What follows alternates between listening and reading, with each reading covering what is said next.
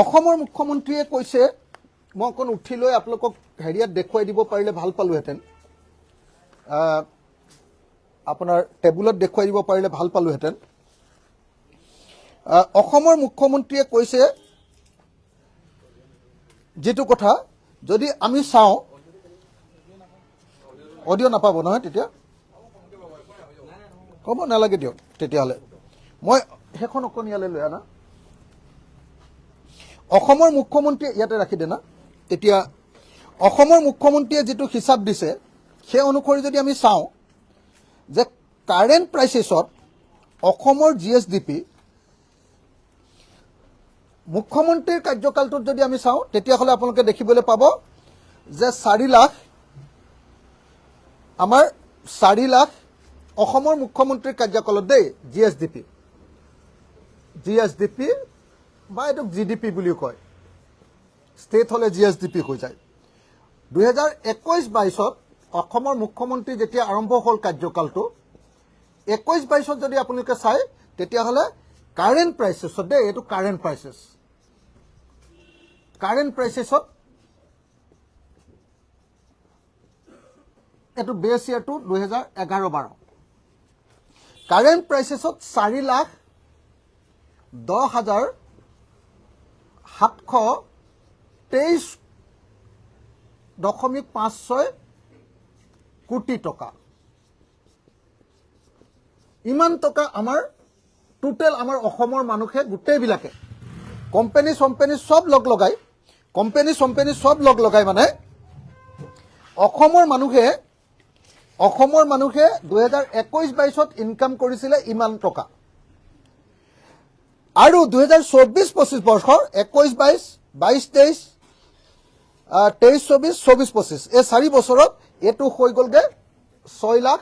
এতিয়া এইটো যদি চাওঁ আমি 24-25, 2024-25ত যদি চাওঁ তেতিয়াহ'লে আপোনাৰ হ'লগে 6,43,66669 কোটি টকা।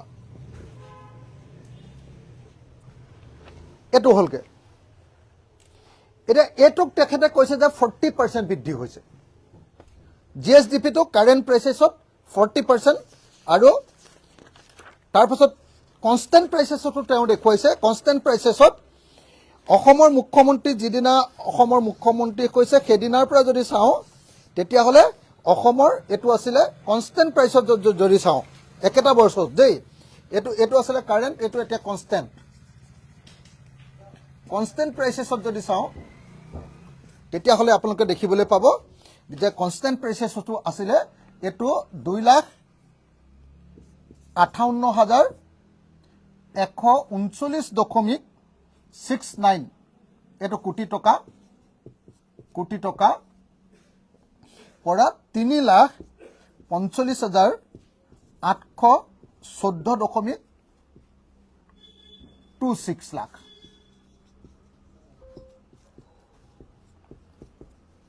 কোটি টকা ইমানটো বৃদ্ধি হৈছে 4 বছৰত। আমাৰ দেখুওৱা তথ্য অনুসৰি, চৰকাৰে দেখুওৱা তথ্য অনুসৰি দেই, এই তথ্যবিলাকতো বহুত গণ্ডগোল আছে বুলি হুলস্থুল লাগি থাকে। আপোনালোকে নিশ্চয় জানে যে বাৰম্বাৰ IMF-এ আৰু ৱৰ্ল্ড বেংকে বাৰম্বাৰ কৈছে যে ভাৰতবৰ্ষৰ তথ্যবিলাকৰ সমান গণ্ডগোলীয়া তথ্য আৰু গোটেই পৃথিৱীত ক'তো নাই।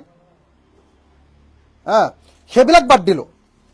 তথাপি আপোনালোকে যদি চায় তেতিয়াহ'লে অসমৰ ইকনমিটো তেখেতৰ মতে এইটোৰ পৰা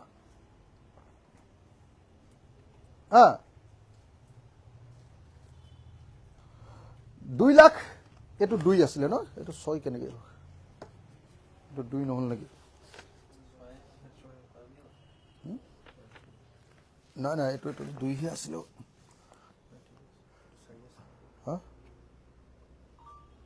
নাই এইটো কনষ্টেণ্ট হয় নহয়, এইটো 2 লাখ, সেইটো মই ক'ত লিখি দিলোঁগৈ, এইটোতো 24-25, ঠিকে আছে, এইটোতো কনষ্টেণ্ট প্ৰাইচ, ঠিকে আছে। এইটো চাওক আপোনালোকে 2,58,000 পৰা 3,45,000 হ'ল। কৈছে যে কনষ্টেণ্ট প্ৰাইচেছত এইটো বৃদ্ধি পালে। এতিয়া এইটো যদি আমি চাওঁ এখন ডাঙৰ ৰাজ্যৰ ক্ষেত্ৰত যদি চাওঁ, আচলতে আমাৰ যি সময়ত কোটি টকা ইনকাম আছে, আমাৰ গোটেই মানুহবিলাকে ইনকাম কৰে, সেই সময়ত কিন্তু মহাৰাষ্ট্ৰই কিমান ইনকাম কৰে জানেনে? 20 লাখ কোটি টকা। 20 লাখ কোটি টকা। এইটো যদি মহাৰাষ্ট্ৰত চাওঁ, এখন ডাঙৰ ৰাজ্য চাই দিছোঁ মই এতিয়া। এইটো আছাম আছিলে, এতিয়া মহাৰাষ্ট্ৰ। মহাৰাষ্ট্ৰ যদি চাই দিয়ে, তেতিয়াহ'লে দেখিব 2021-22ত কনষ্টেণ্টটোকে দেখুৱাম অকল, ইমান দীঘলীয়া কৰি নাথাকোঁ আৰু।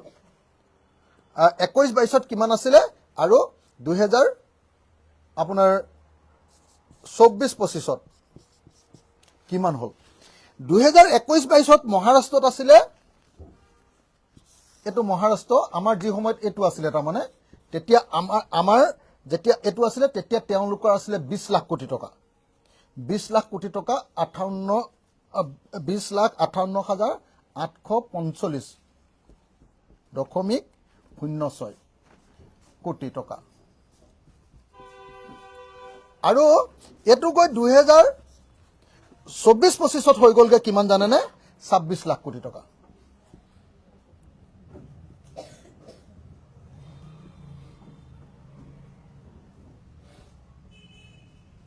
কোটি টকা। তাৰমানে যি সময়ত অসমৰ মুখ্যমন্ত্ৰীয়ে কৈছে যে অসমখন সাংঘাতিক ধৰণে অৰ্থনৈতিকভাৱে আগবাঢ়ি গৈছে, সেই সময়ত অসমৰ ইনকাম, গোটেই মানুহবিলাকৰ ইনকাম আপোনাৰ যদি চাই 2021-22ত আছিলে 2,58,139 কোটি টকা, সেই সময়ত মহাৰাষ্ট্ৰৰ গোটেই মানুহবিলাকৰ ইনকাম আছিলে 20,58,845 কোটি টকা। আমাৰ ইমান কম। আমাৰ 2 লাখ কোটি টকা, তেওঁলোকৰ 20 লাখ কোটি টকা। যেতিয়া আমাৰ 3,45,000 হ'ল, তেওঁলোকৰ হ'লগৈ 26,12,000। 26,12,000 আৰু আমাৰ হ'লগৈ 3,45,000 কোটি টকা। তাৰপাছত অসমৰ মুখ্যমন্ত্ৰীয়ে কৈছে যে ফাষ্টেষ্ট গ্ৰয়িং ষ্টেট আমাৰ, GDPত ফাষ্টেষ্ট গ্ৰয়িং ষ্টেট। তাৰপাছত কৈছে যে আমি আটাইতকৈ খৰতকীয়াকৈ ধনী হোৱা ৰাজ্য। এতিয়া তাৰপিছত আকৌ অসমৰ মুখ্যমন্ত্ৰীয়ে এইবাৰ পাৰ কেপিটা ইনকামৰ ক্ষেত্ৰতো একেটা কথাই কৈছে, পাৰ কেপিটা ইনকাম। যদি অসমৰ মুখ্যমন্ত্ৰীজনৰ এই কথাটো চাই, এইটো মোহাৰি দিলে ভাল হ'ব।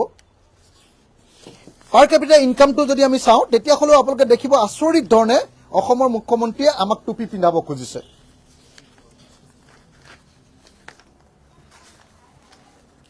পাৰ কেপিটা ইনকামৰ ক্ষেত্ৰতো আপোনালোকে যদি চাওঁ আমি, তেতিয়া দেখিবলৈ পাব যে অসমৰ মুখ্যমন্ত্ৰীয়ে কৈছে যে পাৰ কেপিটা ইনকাম আমাৰ 54% বাঢ়িছে আৰু ৰেভিনিউ ইনক্ৰিজ হৈছে আমাৰ 53%। এতিয়া মই পাৰ কেপিটা ইনকাম মানে গোটেই ৰাজ্যখনৰ এজন মানুহৰ ইনকাম এবছৰত কিমান, গোটেই ৰাজ্যখনত এজন মানুহৰ ইনকাম মই কাৰেণ্ট প্ৰাইচেছত নেদেখুৱাওঁ, এইটো কনষ্টেণ্ট প্ৰাইচেছত, আচল প্ৰাইচেছত। কাৰেণ্ট প্ৰাইচেছ মানে মূল্য বৃদ্ধি ধৰি লৈ কৰে এইটো। এইটো কনষ্টেণ্ট প্ৰাইচেছত যদি দেখুৱাওঁ, আপুনি চাব নেকি, আপোনালোকে যদি চাই অসমৰ ইকনমি, এইটো হ'ল অসম। এইবাৰ মই কৈছোঁ কি কয় পাৰ কেপিটা ইনকাম বা গড় জনমূৰি আয়।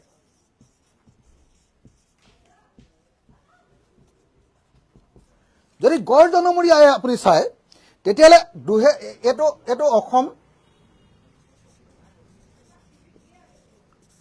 এইটো কাৰ ধৰি দিওঁ, এইটো কি কয় আপোনাৰ গোৱাৰ ধৰি দিওঁ, আটাইতকৈ 1 নম্বৰটো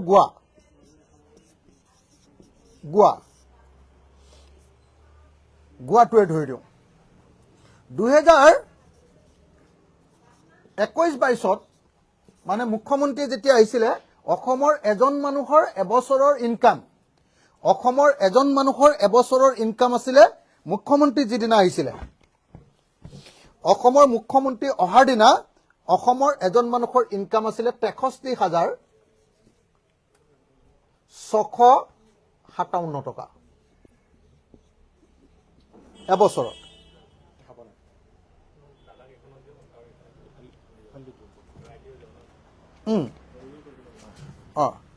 আপুনি যদি চাই এইটো আছিলে এইটো কনষ্টেণ্টত দেই এইটো কনষ্টেণ্টত খালি কোনোবাই ক'ব পাৰে যে কনষ্টেণ্ট এইটো কনষ্টেণ্ট গড় জনমূৰি আই যদি চাই 63,657 টকা আছিলে মুখ্যমন্ত্ৰী থাকোঁতে আৰু আজিৰ দিনটোত হৈছে কিমান জানেনে এইটো 2024-25ত এইবাৰ যে ৰিজাল্ট ওলালে এইবাৰ 31 মাৰ্চলৈকে 85,988 টকা এজন মানুহৰ এবছৰৰ ইনকাম 63,000ৰ পৰা গৈ 85,000 টকা হৈছে আৰু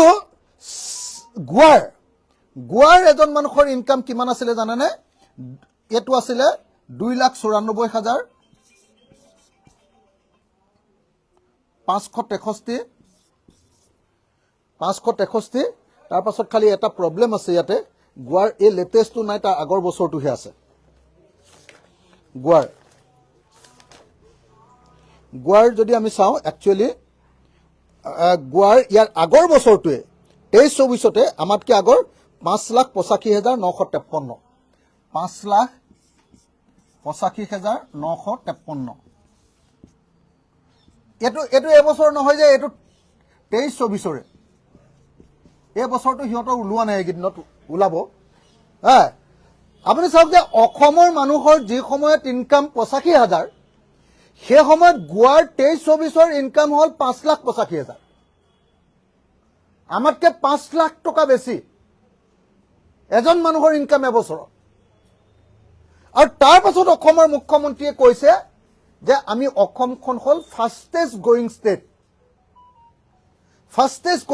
ষ্টেট হৈ গ'ল ফাষ্টেষ্ট গ্ৰয়িং ষ্টেট সেইকাৰণে মই আপোনালোকক এটা কথা ক'বলৈ আহিছোঁ একচুৱেলি আজিৰ দিনটোত আমি যদি চাওঁ জনমূৰি আয়ৰ ক্ষেত্ৰত যদি আমি চাওঁ তেতিয়াহ'লে প্ৰকৃত বৃদ্ধি যিটো হৈছে সেই বৃদ্ধিটো অসমৰ মুখ্যমন্ত্ৰীয়ে কোৱাৰ নিচিনাকৈ আচলতে বৃদ্ধি হোৱা নাই এই বৃদ্ধিটো হ'ল এটা কাৰণতে সেই বৃদ্ধিটোৰ কাৰণটো এই বেছি দেখুৱাব পৰাৰ কাৰণটো এটাই হৈছে বেলেগ কাৰণ নহয় সেইটো হ'ল যে এই কোভিডৰ সময়খিনিত তাৰমানে আপোনালোকে চাগে জানে জিডিপি যে গ্ৰোথ ৰেটটো দেখুৱায় যোৱা বছৰৰ ৰেটটোৰ লগত এই বছৰৰ তুলনা এই বছৰৰ ৰেটটোৰ লগত সেই বছৰৰ তুলনা এই 20-21 বছৰ যেতিয়া মানে আমাৰ হেৰি হৈছিলে কি কয় কোভিড হৈছিলে সেই 20-21 বছৰৰ 19-20 আৰু 20-21ত যেতিয়া কোভিড হৈছিলে তেতিয়া তাৰমানে আমাৰ কি হৈছিলে জানেনে গ্ৰোথ ৰেটটো কমি গৈ 2.95 হৈছিলে প্ৰকৃত জিডিপি গ্ৰোথ ৰেটটো গৈ 2.95% হৈছিলে আৰু 2.95% হোৱাৰ কাৰণে তাৰ পিছৰ বছৰ আকৌ ইকনমিটো আগৰ অৱস্থালৈ ঘূৰি আহিছিলে আৰু আগৰ অৱস্থালৈ ঘূৰি অহাৰ কাৰণে গ্ৰোথ ৰেটটো বেছি দেখা গৈছিলে আৰু সেইটোকে অসমৰ মুখ্যমন্ত্ৰীয়ে গোটেই হুলস্থুল লগাই মানে হেৰি পিটি দিলে গোটেই ঢোল পিটি দিলে হাল্লা লগাই দিলে যে নাই আমাৰ অৰ্থনীতি সাংঘাতিক বৃদ্ধি পাইছে সেইকাৰণে আজিৰ দিনটোত মই আপোনালোকক এই কথাটো ক'লো এতিয়া এই যে জিডিপি গ্ৰোথ ৰেট বৃদ্ধি হোৱা বুলি দেখুৱাইছে এইটো কেলে বৃদ্ধি হোৱা বুলি দেখুৱাব পাৰিছে জানেনে তাৰ কাৰণটো হ'ল অসম চৰকাৰখনে লোৱা ধাৰ আজি যদি আপুনি চাই তেতিয়াহ'লে অসমৰ মুখ্যমন্ত্ৰীৰ যদি ধাৰটো যদি আপুনি চাই তেতিয়াহ'লে দেখিবলৈ পাব যে সৰ্বানন্দ সোণোৱালে যিদিনা ধাৰ এৰিছিলে যিদিনা চৰকাৰ এৰিছিলে সৰ্বানন্দ সোণোৱালে সেইদিনা অৰ্থাৎ 2021ৰ 31 মাৰ্চ তাৰিখৰ দিনা 2021ৰ 31 মাৰ্চ তাৰিখৰ দিনা আমাৰ অসমৰ ধাৰ আছিলে 89,709 কোটি টকা সৰ্বানন্দ সোণোৱালে যিদিনা চৰকাৰ এৰিছিলে কিমান আছিলে অসমৰ ধাৰ এবাৰ দেখুৱাই দিলে ভাল হ'ব আপোনালোকে চাব দেই যিটো কাৰণত মানে এতিয়া আমাৰ বহুত হোৱা যেন চৰকাৰে দেখুৱাবলৈ সক্ষম হৈছে যিটো কাৰণত সেইটো হ'ল যে 2021-22 এইটো মোহাই দিয়া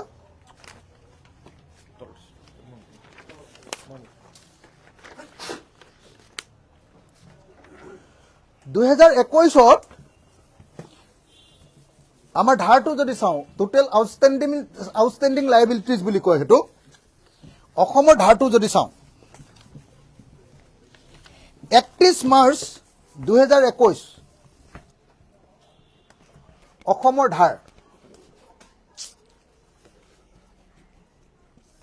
ধাৰ অসমৰ ঋণ যদি আমি চাওঁ 2021 31 মাৰ্চ 2021 অসমৰ ধাৰ আছিলে 89,709 কোটি টকা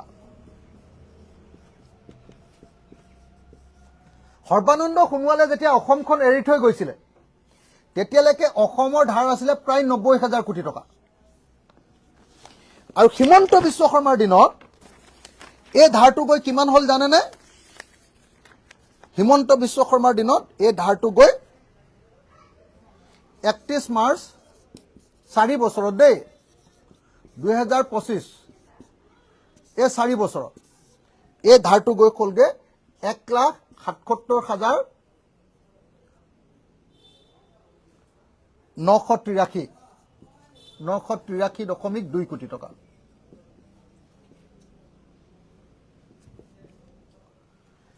তেতিয়াহ'লে 1,77,983.20 আৰু এফালে আহিলে 89,709.00 এটো 20 হৈ গ'ল 3 গলে 13 9 13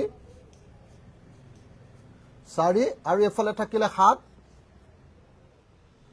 এফালে থাকিলে 2 এফালে 17 9 গলে কিমান 9 8 17 আৰু এফালে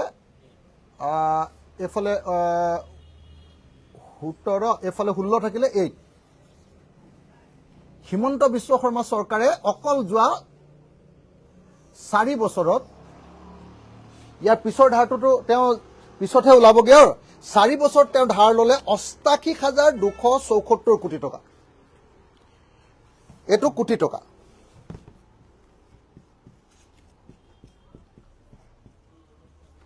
সৰ্বানন্দ সোণোৱালৰ দিনলৈকে স্বাধীনতাৰ পাছৰ পৰা সৰ্বানন্দ সোণোৱালৰ দিনলৈকে ধাৰ আছিলে 90,000 কোটি টকা একদম 47 চনৰ পৰা সৰ্বানন্দ সোণোৱালৰ দিনলৈকে আৰু তাৰ পাছত 4 বছৰত হিমন্ত বিশ্ব শৰ্মাই ধাৰ ললে 88,274 কোটি টকা এতিয়া সেই কাৰণে অসমৰ ধাৰ হলগৈ ইমান এতিয়া 31 মাৰ্চলৈকে দেই এটো এতিয়া আৰু বাহিলে 31 মাৰ্চলৈকে কিমান হল 1,77,983.20 কোটি টকা এটো মই দিয়া তথ্য নহয় আকৌ দেই এটো ৰিজাৰ্ভ বেংক অফ ইণ্ডিয়াৰ তথ্য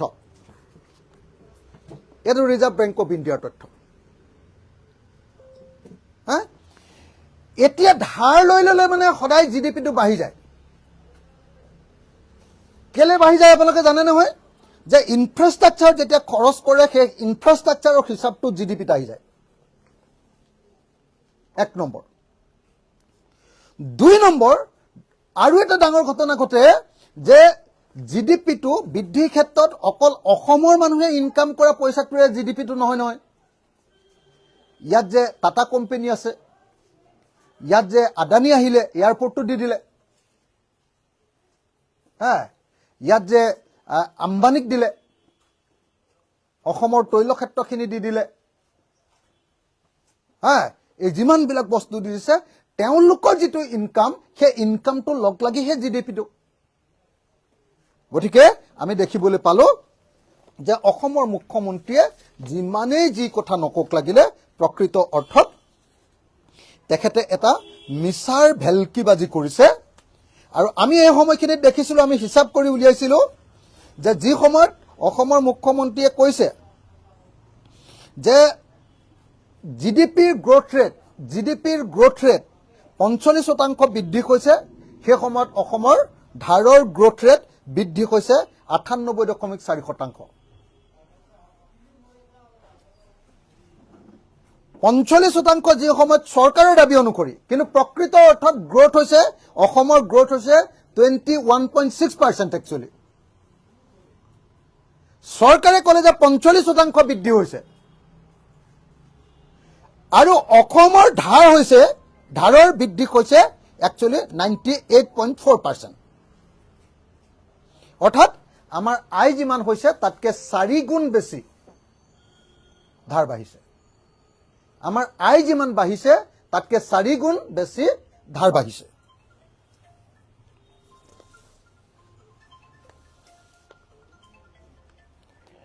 গতিকে মই বেছি আৰু কথা নকলেও হ'ব চাগে। এইখিনি কথা মই আপোনালোকৰ সন্মুখত ক'লো। এতিয়া মই আপোনালোকৰ সন্মুখত উত্থাপন কৰিম যে অসম কোন ক্ষেত্ৰত কেই নম্বৰ। 1 নম্বৰ, দৰিদ্ৰতাৰ ক্ষেত্ৰত বহুমাত্ৰিক দৰিদ্ৰতা MPI মাল্টি ডাইমেনশ্যনেল পভাৰ্টি ইণ্ডেক্সত অসম ভাৰতবৰ্ষৰ ভিতৰত 37খন ৰাজ্য আৰু কেন্দ্ৰীয় শাসিত অঞ্চলৰ ভিতৰত 4 নম্বৰ দৰিদ্ৰ ৰাজ্য। গোটেই ভাৰতবৰ্ষৰ ভিতৰত 4 নম্বৰ দৰিদ্ৰ ৰাজ্য।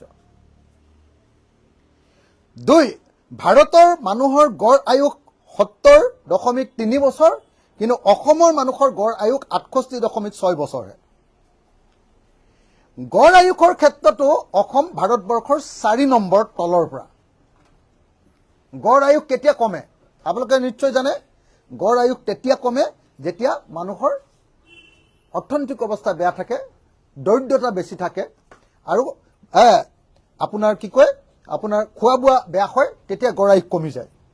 অসম ভাৰতবৰ্ষৰ ভিতৰতে 4 নম্বৰ আটাইতকৈ কম গড় আয়ুস থকা এখন ৰাজ্য। তাৰ পাছত সন্তান জন্মৰ ক্ষেত্ৰত সময়ত প্ৰসূতি মাতৃৰ মৃত্যুৰ হাৰ MMRত অসম ভাৰতবৰ্ষৰ ভিতৰতে 5 নম্বৰ বেছিকে সন্তান জন্ম দিওঁতে প্ৰসূতি মাতৃৰ মৃত্যু হোৱা ৰাজ্য। 36খন ৰাজ্যৰ ভিতৰত শিশুৰ মৃত্যুৰ ক্ষেত্ৰত অসম 3 নম্বৰ বেছিকে শিশুৰ মৃত্যু হোৱা ৰাজ্য। প্ৰসূতিত 5 নম্বৰ, শিশুৰ মৃত্যুত 3 নম্বৰ।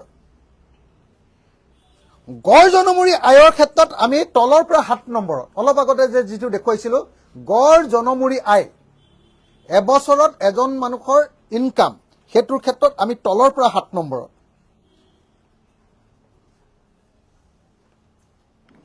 তলৰ পৰা 7 নম্বৰত। মই বাকীবিলাক কৈ নাযাওঁ, আপোনালোকক চববিলাক দি দিছোঁ, খালি মই নম্বৰ যিবিলাকত আছে সেইবিলাকহে কৈ গৈছোঁ অকল যে কেই নম্বৰত আমি। অসমৰ মাটিত ফচলৰ তীব্ৰতা অৰ্থাৎ এবছৰত এটি নিৰ্দিষ্ট এলেকাত মুঠ খেতি কৰাৰ হাৰ ক্ৰপিং ইণ্টেনচিটিৰ ক্ষেত্ৰত 37খন ৰাজ্য আৰু কেন্দ্ৰীয় শাসিত অঞ্চলৰ ভিতৰত আমি 17 নম্বৰত। আমাৰ খেতি খুব বেয়া হয়। ক্ৰপিং ইণ্টেনচিটিত আমি 17 নম্বৰত। ধান উৎপাদনত 31খন ৰাজ্যৰ ভিতৰত আমি 13 নম্বৰত। ঘেঁহু উৎপাদনত 31খন ৰাজ্যৰ ভিতৰত আমি 17 নম্বৰত। কোৰ চিৰিয়েল উৎপাদনত ভাৰতৰ 31খন ৰাজ্য আৰু কেন্দ্ৰীয় শাসিত অঞ্চলৰ ভিতৰত আমি 16 নম্বৰত। পালচেছত অৰ্থাৎ কি হ'ব দালি উৎপাদনৰ ক্ষেত্ৰত 31খন ৰাজ্যৰ ভিতৰত আমি 15 নম্বৰত। এইটো 24-25 চনৰ হিচাপ দেই, চব 24-25। আৰু এইটো ক'ৰ পৰা লৈছোঁ হিচাপ? এইটো ৰিজাৰ্ভ বেংক অফ ইণ্ডিয়াৰ পৰা লৈছোঁ, অলপ আগতে যিখন কিতাপ দেখুৱালোঁ। তৈলবীজ অইল চিড তাৰমানে সৰিয়হ তৰিয়হ উৎপাদনত আমি 31খন ৰাজ্যৰ ভিতৰত 13 নম্বৰত। কপাহ উৎপাদনত আমি 31খন ৰাজ্যৰ ভিতৰত 18 নম্বৰত। কুঁহিয়াৰ উৎপাদনত 31খন ৰাজ্যৰ ভিতৰত 14 নম্বৰত। আজিৰ দিনটোত অসমত 1 হেক্টৰ মাটিত ধান খেতি কৰোঁতে 22 কুইণ্টেল 25 কেজি ধান উৎপাদন হয়, কিন্তু পাঞ্জাৱত 1 হেক্টৰ মাটি 7.5 বিঘা মাটিত উৎপাদন কৰোঁতে কিমান হয় জানেনে? 44 কুইণ্টেল 28 কেজি। এইটো 24-25 চনৰ। আমাৰ আধা, পাঞ্জাৱতকৈ আধা আমাৰ ধান উৎপাদন হয়।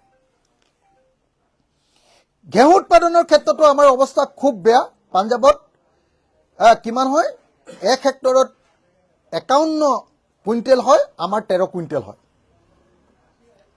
গতিকে বাকীবিলাক মই গোটেইখিনি কৈ নাযাওঁ, এতিয়া অকল মাত্ৰ মই নম্বৰখিনি কৈ যাম। ৰাসায়নিক সাৰ প্ৰয়োগ, যিখন ৰাজ্যত খেতি ভাল হয় তাত ৰাসায়নিক সাৰো বেছিকৈ দিয়ে। ৰাসায়নিক সাৰ প্ৰয়োগৰ ক্ষেত্ৰত আমি অসমখন 17 নম্বৰ, 36খন ৰাজ্যৰ ভিতৰত 17 নম্বৰ। গাখীৰ উৎপাদনত আমি 36খন ৰাজ্যৰ ভিতৰত 21 নম্বৰত। কণী উৎপাদনত আমি 36খন ৰাজ্যৰ ভিতৰত 18 নম্বৰত। মাছ উৎপাদনত আমি 36খন ৰাজ্যৰ ভিতৰত 12 নম্বৰত। খাদ্যশস্য ৰখা গুদাম, storage capacity for food grain, খাদ্যবস্তু ৰখাৰ কাৰণে গুদাম যে থাকে, গুদাম 36খন ৰাজ্যৰ ভিতৰত আমি 19 নম্বৰত গুদামৰ ক্ষেত্ৰত। কোল্ড ষ্ট'ৰেজৰ ক্ষেত্ৰত আমি 36খন ৰাজ্যৰ 20 নম্বৰত। বহনক্ষম উন্নয়ন, SDG যিটো লক্ষ্য থাকে, বহনক্ষম উন্নয়ন লক্ষ্য, এইটো বহুত ইম্পৰ্টেণ্ট। এইটোত 37খন ৰাজ্যৰ ভিতৰত আমাৰ স্থানটো 29 নম্বৰতহে, মানে অত্যন্ত বেয়া। আৰু এইটো মানে আপোনালোকে যেনেকৈ মই দৰিদ্ৰতাৰ ক্ষেত্ৰত যেনেকৈ কৈছিলোঁ যে অসম গোটেই ভাৰতবৰ্ষৰ ভিতৰত 4 নম্বৰ দৰিদ্ৰ ৰাজ্য, ঠিক তেনেকে এতিয়া আমি দেখিলোঁ যে বহনক্ষম উৎপাদনৰ ক্ষেত্ৰতো 37খন ৰাজ্য আৰু কেন্দ্ৰীয় শাসিত অঞ্চলৰ ভিতৰত 1 নম্বৰত নহয় 29 নম্বৰত, তলৰ ফালৰ পৰা 37 হ'লে 29 নম্বৰ হ'লে 8 নম্বৰ, তলৰ ফালৰ পৰা 8 নম্বৰ। মুদ্ৰাস্ফীতিত, গড় মুদ্ৰাস্ফীতি, মূল্যবৃদ্ধি, তাৰমানে CPI, মূল্যবৃদ্ধিৰ ক্ষেত্ৰত 36খন ৰাজ্য আৰু কেন্দ্ৰীয় শাসিত অঞ্চলৰ ভিতৰত কিন্তু মূল্যবৃদ্ধিত আমি ওপৰত 8 নম্বৰত। আটাইতকৈ বেছি মূল্যবৃদ্ধি হোৱাৰ ভিতৰত আমাৰ 8 নম্বৰ মূল্যবৃদ্ধি হোৱা ৰাজ্য 36খন ৰাজ্যৰ ভিতৰত। খাদ্য মূল্যবৃদ্ধিত, ফুড এণ্ড বিভাৰেজত মূল্যবৃদ্ধিত আমি 11 নম্বৰত। পোহৰ আৰু ইন্ধন অৰ্থাৎ গেছ চিলিণ্ডাৰ আৰু লাইট, ইলেক্ট্ৰিচিটিত মূল্যবৃদ্ধিৰ ক্ষেত্ৰত আমি 6 নম্বৰত। একদম আটাইতকৈ বেছি মূল্যবৃদ্ধি হয় ভাৰতবৰ্ষৰ 37খন ৰাজ্য আৰু কেন্দ্ৰীয় শাসিত অঞ্চলৰ ভিতৰত আমি 6 নম্বৰ মূল্যবৃদ্ধি হোৱা গেছ চিলিণ্ডাৰ আৰু ইলেক্ট্ৰিচিটিৰ দাম বৃদ্ধিৰ ক্ষেত্ৰত, বিদ্যুতৰ দাম বৃদ্ধিৰ ক্ষেত্ৰত আমি 6 নম্বৰ আটাইতকৈ বেছি। তাৰপাছত আমি যদি চাওঁ, এইখিনি মই বেছিকৈ কৈ নাযাওঁ। এতিয়া পাৰ কেপিটা এভেইলেবিলিটি অফ পাৱাৰ, এজন মানুহৰ কাৰণে আমি কিমান গড়ে বিদ্যুৎ পাওঁ। বিদ্যুৎ পোৱাটো একদম ধনী ৰাজ্য নে দুখীয়া ৰাজ্যৰ প্ৰমাণ দিবৰ কাৰণে আজিকালি বিদ্যুৎ কিমান পায় এইটোৱে হিচাপ উলিয়ায়।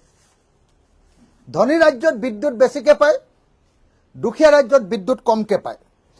আমি যদি চাওঁ তেতিয়াহ'লে পাৰ কেপিটা এভেইলেবিলিটি অফ পাৱাৰত আমি 36খন ৰাজ্য আৰু কেন্দ্ৰীয় শাসিত অঞ্চলৰ ভিতৰত তল ফালৰ পৰা 3 নম্বৰ, ওপৰৰ ফালৰ পৰা 33 নম্বৰ।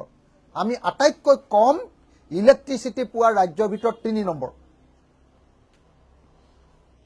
তাৰপাছত এভেইলেবিলিটি অফ পাৱাৰ, মানে পাৱাৰ উৎপাদনৰ ক্ষেত্ৰত আমি অত্যন্ত তলত। ইনষ্টল কেপাচিটি অফ পাৱাৰ, আমি যদি কাইলৈ পৰহিলৈ যদি পাৱাৰ উৎপাদন কৰোঁ, উৎপাদন কৰাৰ ক্ষেত্ৰত 36খন ৰাজ্যৰ ভিতৰত আমাৰ 22 নম্বৰত আমি। অসমত অকল 2371 মেগাৱাটৰ ইনষ্টল কেপাচিটিহে আছে। আমি 36খন ৰাজ্যৰ ভিতৰত 22 নম্বৰত। পাৱাৰ ৰিকুৱাৰমেণ্ট, পাৱাৰ কিমান লাগে, ধনী মানুহবিলাকক বেছিকৈ পাৱাৰ লাগে, দুখীয়া মানুহবিলাকক কমকৈ লাগে। আমাক লাগে মাত্ৰ 1284 নেট কোৰ ইউনিট। সেই সময়ত কিমান লাগে, গুজৰাটত লাগে 15,188 নেট কোৰ ইউনিট আৰু মহাৰাষ্ট্ৰত লাগে 20,182 নেট কোৰ ইউনিট। এতিয়া টেলিফোন থকা মানুহৰ সংখ্যাত যদি চাওঁ, টেলিফোন থকা বেছিকৈ টেলিফোন থকা ৰাজ্যৰ ভিতৰত যদি চাওঁ, তেতিয়াহ'লে দেখা যায় যে আমি অসম তলফালৰ পৰা 4 নম্বৰ। সৰ্বভাৰতত 100 জন লোকৰ ভিতৰত টেলিফোন থকা লোকৰ সংখ্যা হ'ল 84.36 জন। অসমৰ 100 জন লোকৰ ভিতৰত টেলিফোন থকা লোকৰ সংখ্যা হ'ল 72.82 জন। আৰু আটাইতকৈ দিল্লীত বেছিকৈ আছে। দিল্লীত 100 জন মানুহৰ ভিতৰত 277টা, অৰ্থাৎ 2.77টাকে, 3টাকে গড়ে 3টাকে তেওঁলোকৰ টেলিফোন থাকে। আমাৰ কিমান থাকে গড়ে আমাৰ 0.72 অৰ্থাৎ এটাকে আমাৰ সকলোৰে টেলিফোন নাই আমাৰ 100 জনৰ ভিতৰত 72 জন মানুহৰ টেলিফোন আছে এটো আজিকালি মানে ধনী ৰাজ্য নে দুখীয়া ৰাজ্য প্ৰমাণ কৰিবৰ কাৰণে এটো টেষ্ট কৰে ইলেক্ট্ৰিচিটি টেষ্ট কৰে তাৰছত এটো টেলিফোনটো কৰে এতিয়া এটো আপোনালোকে পালে এতিয়া ধাৰ লোৱাৰ ক্ষেত্ৰত যদিও অসমখন সৰু ৰাজ্য আপোনালোক সকলোৱে জানে কিন্তু ধাৰ লোৱাৰ ক্ষেত্ৰত আকৌ অসমখন কিমান নম্বৰ জানেনে ভাৰতবৰ্ষৰ 36খন ৰাজ্য আৰু কেন্দ্ৰীয় শাসিত অঞ্চলৰ ভিতৰত ধাৰ লোৱাৰ ক্ষেত্ৰত কিন্তু অসম 15 নম্বৰ ধাৰত ওপৰতে গৈছে হা ধনী ৰাজ্য বহুত ইনকাম থকা ৰাজ্যবিলাকৰ ধাৰতকে আমাৰ ধাৰ বেছি হৈ গৈছে গতিকে আজিৰ দিনটোত মই অসমৰ মুখ্যমন্ত্ৰীয়ে যিবিলাক দাবী কৰিছিলে মিছা দাবী মিথ্যাচাৰ সেই মিথ্যাচাৰবিলাক আপোনালোকৰ সন্মুখত উদঙাই দেখুৱালো আপোনালোকৰ সন্মুখত উদঙাই দেখুৱাৰ পাছত নিশ্চয় আপোনালোকে উপলব্ধি কৰিব পাৰিছে যে অসমৰ অৰ্থনৈতিক অৱস্থা আসলতে ভাল নহয় অসমৰ অৰ্থনৈতিক অৱস্থা ভাল বুলি দেখুৱাব পৰাৰ একমাত্ৰ কাৰণটো হ'ল যে অসমৰ চৰকাৰখনে ইমান বেছি ধাৰ লৈছে মাত্ৰ হিমন্ত বিশ্ব শৰ্মা চৰকাৰৰ কাৰ্যকালতে 90,000 কোটি টকা ধাৰ লৈ ললে 4 বছৰ আৰু এই 1 বছৰ লগালে এটো কি জানে 1,20,000 বেছি হৈ যাব 1,30,000 কোটি টকা মান অকল হিমন্ত বিশ্ব শৰ্মাই আমাক ধাৰ লৈ থৈ যাব তাৰ আগত একদম স্বাধীনতাৰ পৰা সৰ্বানন্দ সোণোৱাললৈকে ধাৰ আছিল আমাৰ 90,000 কোটি টকা এতিয়া এওঁৰ দিনতে এতিয়া 1,34,000 কোটি টকা 5 বছৰত হ'ব 1,30,000 কোটি টকা 5 বছৰত হ'ব পৃথিৱীৰ আটাইতকৈ ধাৰ লোৱা মুখ্যমন্ত্ৰী হোৱাৰ ক্ষেত্ৰত অসমৰ আটাইতকৈ ধাৰ লোৱা মুখ্যমন্ত্ৰী হোৱাৰ ক্ষেত্ৰত তেওঁ 1 নম্বৰত কিন্তু অসমৰ মানুহক 1 নম্বৰ ধনী কৰাৰ ক্ষেত্ৰত তেওঁ একেবাৰে ফেইল গতিকে আজি আমি আপোনালোকৰ সন্মুখত চৰকাৰৰ তথ্যৰ পৰা ৰিজাৰ্ভ বেংক অফ ইণ্ডিয়াৰ তথ্যৰ পৰা আপোনালোকৰ সন্মুখত তথ্যখিনি দিলো এখন হল আমাৰ হোৱাইট পেপাৰ কালি অসমৰ মুখ্যমন্ত্ৰীয়ে কোৱা কথাখিনি উত্তৰখিনি হোৱাইট পেপাৰখনত নাই সেইখিনি মই আপোনালোকৰ সন্মুখত গাই দিলো আৰু এইখনত অসম কোন ক্ষেত্ৰত কেই নম্বৰত আছে এই হোৱাইট পেপাৰখনত হেদিনা যে অসমৰ ফটোখন দি যে প্ৰধানমন্ত্ৰীয়ে যে ফটো এখন দিছিলে সেইখনৰ ভিত্তিত আমি এই হোৱাইট পেপাৰখন কৰিছো এ ফৰ আসাম বুলি যে তেওঁ যে এখন ফটো দিছিলে সেইখনৰ ভিত্তিত এই হোৱাইট পেপাৰখন উলিয়াইছো আৰু আপোনালোকে এই হোৱাইট পেপাৰখন পঢ়ি মই আপোনালোকক ভালকে হেৰি কৰিবৰ কাৰণে মই আপোনালোকক হেৰিয়াত দি দিম আপোনাৰ কি কয় আপোনালোকক মই সফট কপি দি দিম আপোনালোকক সফট কপি দি দিম আপোনালোকে হোৱাইট যেটো হাৰ্ড কপি আছে হাৰ্ড কপিটো ফটো মাৰি নিব পাৰে কিন্তু মই সফট কপি আপোনালোকক দি দিম তেতিয়া আপোনালোকে পুৰা ৰঙীন আকাৰত অসমৰ মানুহক দেখুৱাই দিব পাৰিব যে আজিৰ দিনটোত অসমৰ অৰ্থনৈতিক অৱস্থা আসলতে কেনেকুৱা ধন্যবাদ এতিয়া আপোনালোকক কিবা প্ৰশ্ন থাকিলে সুধিব পাৰে নহলে সামৰিব পাৰে Any Times 24/7. Your news, your voice.